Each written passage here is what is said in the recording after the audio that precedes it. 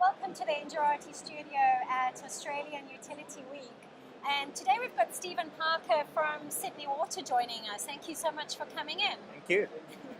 We were just talking now, you've just carried out a talk at the conference, and it was really all about change, isn't it? Just, the transformation that surrounds your infrastructure and really upgrading infrastructure in time, and also sort of the cultural mindset, not so sort of taking these changes forward and really making a lot out of your investment. Where does Australia, or should I say, where does Sydney Water stand at the moment? Because you guys are doing quite a big infrastructure upgrade, which is it's going to be sort of more digital going forward. Where are you at the moment with that? What kind of figures are we looking at? And how big is this project exactly? So we're in an interesting phase at the moment. Yeah. We're currently undergoing a corporate strategy change, moving from an asset-focused business to a much more customer-centric, customer at heart being one of the core corporate values. So the project that I'm overseeing at the moment, which is replacing our field resource management system, that's kind of kicked off a few years back, and the new corporate strategy's come along, so it's been a little bit of retrofitting, but it's a very substantial around the $20 million mark to totally replace our field resource management system. We look after about 45,000 kilometres of pipes across the Sydney area, so obviously a large amount of places there things can go wrong, and we have a top-notch workforce that look after that. So looking at the systems that allow us to manage and get the most efficiency and minimise the impact to our customers when things don't go as well as we'd like. How long is this project going to be running for?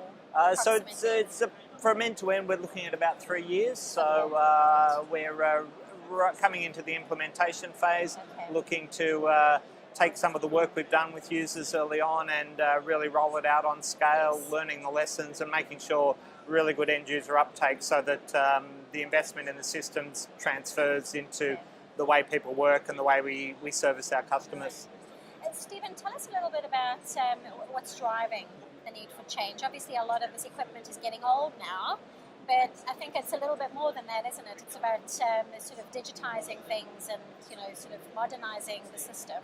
Can you just tell us what is actually driving the change? What are you hoping to achieve? Yeah, I think a lot of it's about what capability can we open up in our workforce. When you've got a workforce, and these guys are very switched on engineers, very customer focused, it's freeing them up to allow them to focus on that. So whatever efficiencies we can give them with scheduling, with travelling time, making sure that the right crew turns up to the right location. Every time we get that right, we increase the ability for these guys to do their core job, and that obviously impacts our customers. So that's probably the key driver behind it. There's legacy system upgrade issues and things like that, but rather than just a like-for-like swap, we're really looking at, okay, what new digital capabilities can we leverage in terms of the mobile devices, the way we're capturing information, sharing it around, providing it to people out in the field so they have the information they need to make the right choices and deliver the best outcome. So what was quite interesting there is that you were saying that you wanted to reach out to the customer more. You want that operational efficiency. But what was interesting is that I think your corporate strategy is including more sort of customer centricity. Yes. Why? I think we really, whilst we're a monopoly provider, the expectation of what a utility delivers just goes up every day. Yeah. So we get compared to the telcos, to the other utilities, to the banks. That's the customer experience people are used to. If Sydney Water isn't delivering at that level, if we aren't understanding what's important to our customers and delivering it, then the service is not going to meet their expectations, and we're going to struggle with satisfied customers. Yeah. Okay, and with regards to any perhaps additional opportunities, so you've got your operational efficiencies. What about sort of a loss of water, through the infrastructure? Is that also part of the strategy as well? So this is around servicing, obviously, the network. we are looking at leveraging new technologies from countries such as Israel, where water is incredibly precious. Leveraging those technologies so that rather than just on a scheduled maintenance basis, we take a much more risk approach basis. We identify where we think the high risk areas are and maybe proactively service in those spaces. So rather than waiting for the street to be flooded, that we identify when potential leaks are going to happen and get in early and fix those as cheaply as we can. Okay, all right.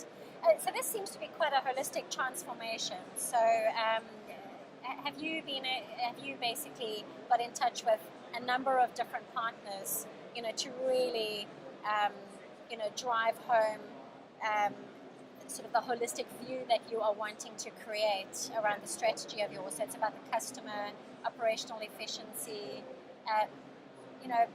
Tell me more about the partnerships that you are creating to achieve this. So there's a lot of fantastic innovation within the water industry, within the utility industry, but just in general with a lot of the emerging digital technologies. So it's investigating where those technologies are at, what tangible benefits they can offer. So things that we can implement now, things that we'll keep an eye on going forward, and things that are kind of a bit pie in the sky at the moment, but will probably become mainstream a lot quicker than we would anticipate. So we look to, as I said, Israel does some very exciting stuff. Europe is probably the leader in water technology innovation. So we're always looking, trialing, seeing what's applicable to us, and the stuff that really delivers the benefits we can then embrace and roll out to the network. Okay. Have you done quite a lot of trials with regards to certain technologies already? Has this been running for quite a while? Yeah, we're looking at a lot of data analytics. Yes. So again, looking at specialist algorithms that can allow us to detect potential leak sources. Looking at some fun stuff like drone technology, sending drones out to take water samples in the middle of the reservoir rather than a couple of guys in rowboats heading out there. So it's a lot of exciting opportunities, and it's a case of rather than looking at them individually, they all come together in the new digital landscape, and that's where the opportunities are. If you can put some big data analytics in the cloud that's heading out to a mobile device, it just offers so much additional capacity to your workforce. So there's a lot of new technology that you are bringing into the company. Tell me about your skill force. Are you having to train up a lot of your staff members? Are you having to bring in a lot of data analyst skills? Yeah, we've been very fortunate. We've got a lot of good people that are able to pivot and adjust quickly. So we see this as a huge opportunity for our staff. We are finding that as technology improves, it frees people up from some of the work that was more manual and mundane. What we'd like to do is not just realise some efficiencies, but make the roles more interesting, more future-looking, so that we're building the workforce with the skills we need for the next 20 years, which is going to be a very different workforce than what we've historically known. Right. Okay. What would you say have been your biggest challenges thus far? Culture eats strategy for breakfast is one of my favourite sayings.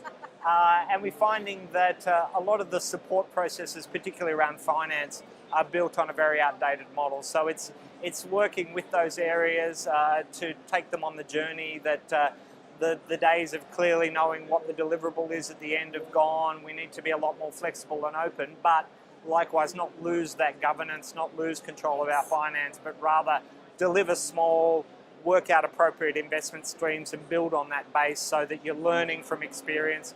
Analytics offers you huge opportunities to understand how people are using your product, take that information and decide where the most appropriate future investment paths are. Okay. All right. My final question to you. What would be your advice to other utilities, not necessarily water, it could perhaps be electric utilities?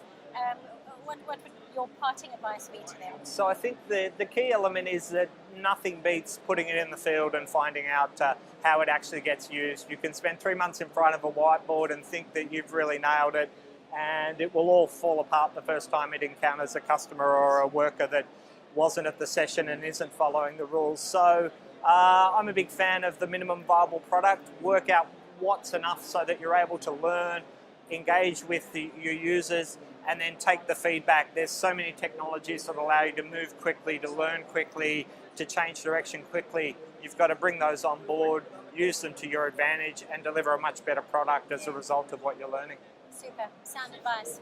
Stephen, thank you so much for joining us. Enjoy the rest of the event. Yes. And to our viewers, thank you so much for joining us. Do upload all the other videos that we are putting up of the event. They will be